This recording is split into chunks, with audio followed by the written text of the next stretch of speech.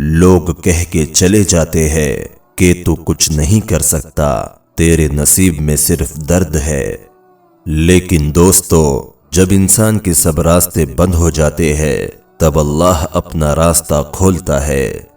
اللہ چاہتا ہے کہ تم اس سے مانگو، روتے ہوئے، ٹوٹے ہوئے دل سے اسے پکارو، اور جب تم سچے دل سے اسے پکارتے ہو تو وہ عرش سے کہہ دیتا ہے میں تیری دعا ضرور قبول کروں گا۔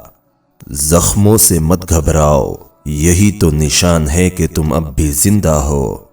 تمہارا رونا، تمہاری تنہائی اللہ سب دیکھتا ہے، سب سنتا ہے۔